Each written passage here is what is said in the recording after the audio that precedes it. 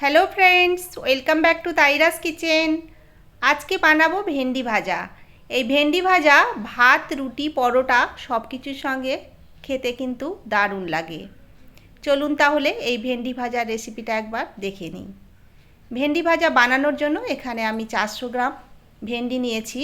যেহেতু ভেন্ডি কাটার পর আর ধোয়া যায় না, সেই জন্য আমি ভেন্ডিটাকে ভালোভাবে ধুয়ে নিয়েছি। এবার ভেন্ডিগুলোকে আমি কেটে নেব। এখানে আমি একটা ভেন্ডি নিয়ে সামনের আর পেছনের অংশটা কেটে বাদ দেব। ভেন্ডি কাটা কিন্তু একদমই সহজ, যে কেউ কাটতে পারবে। তো ভেন্ডিগুলো আমি এইভাবে কেটে নিচ্ছি, তবে খুব বেশি মোটা বা খুব বেশি পাতলা করে কাটবো না।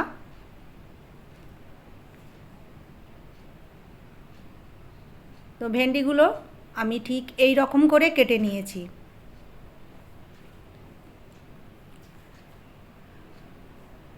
তো সব কটা ভেন্ডি আমি এইভাবে কেটে নেব।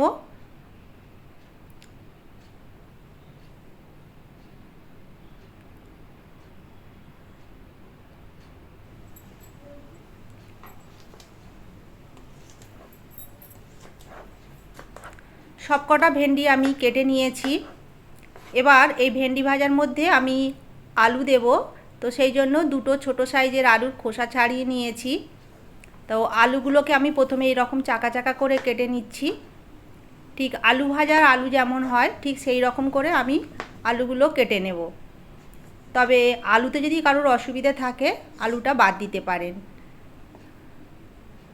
তা আলুগুলোকে এইভাবে সাজিয়ে নিয়ে আড়াআড়িভাবে কেটে নিচ্ছি।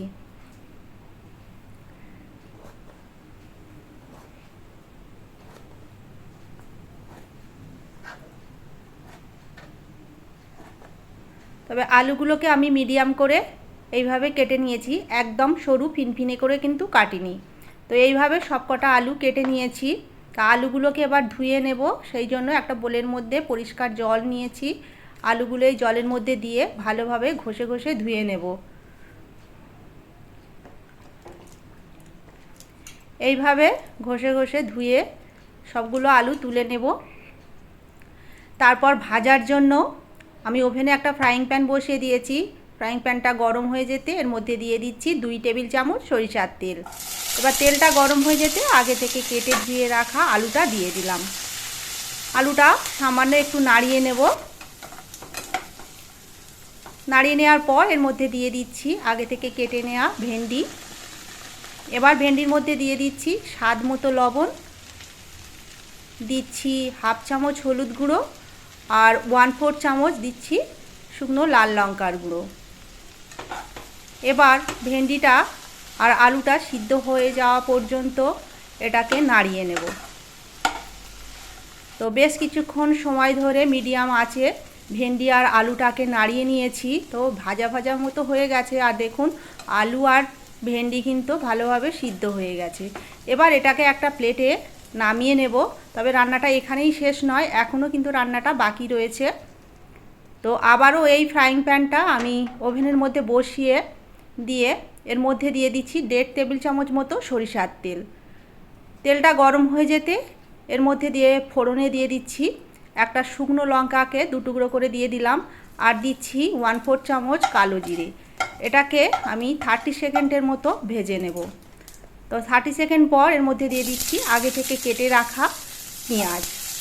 পেঁয়াজ একটু বেশি পরিমাণে দিলে এই ভেন্ডি ভাজাটাতে বেশ ভালো লাগে।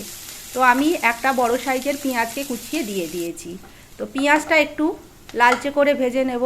তো দেখুন এখানে কিছুক্ষণ ধরে ভাজার পর পেঁয়াজটা লালচে হয়ে গেছে। তারপর দিয়ে দিচ্ছি আগে থেকে ভেজে রাখা ওই ভেন্ডি আর আলুটা। এবার ওপর নিচ করে ভালো করে এটা ভেজে নেব। এটা 2 মিনিট মতো ভেজে নেব। যেহেতু আগে থেকেই আলু আর ভেন্ডিটা ভাজা ছিল আর ভালোভাবেই সিদ্ধ ছিল আলু আর ভেন্ডিটা, তো এইভাবে আমি 2 মিনিট মতো নাড়িয়ে নিয়েছি। এবার এর মধ্যে দিয়ে দিচ্ছি 1 টেবিল চামচ মতো পোস্ত। এই পোস্তটা দেওয়ার কারণে এই ভেন্ডি আলু ভাজাটা খেতে কিন্তু বেশ সুস্বাদু হয়। তবে পোস্তটা দেওয়ার চেষ্টা করবেন, তাহলে ভেন্ডি ভাজাটা খেতে কিন্তু বেশ ভালো লাগবে। না থাকলে বাদ দিতে পারেন। তাতে কোনো অসুবিধা নেই। এবার ভালো করে এটাকে 1 থেকে 1.5 মিনিট ভালোভাবে ভেজে নিয়েছি আর ভাজাটা হয়ে গেছে। এই রকম ভেন্ডি আলু ভাজা পাতলা পাতলা মুসুর ডাল কিংবা ফোড়ন দেওয়া মুগের ডালের সঙ্গে খেতে কিন্তু গরম ভাতের সঙ্গে বেশ ভালো লাগে। আপনারা একবার বাড়িতে এইভাবে ট্রাই করে দেখতে পারেন। তো আমার আজকের এই ভেন্ডি ভাজার রেসিপিটা আপনাদের কেমন লাগলো কমেন্ট করে জানাবেন। আর ভালো লাগলে প্লিজ লাইক শেয়ার এবং চ্যানেলটা অবশ্যই সাবস্ক্রাইব করে রাখবেন। তাহলে ভিডিওটা আজকের মতো এখানেই শেষ করছি। আবার দেখা হয়ে যাবে অন্য একটা নতুন ভিডিও নিয়ে।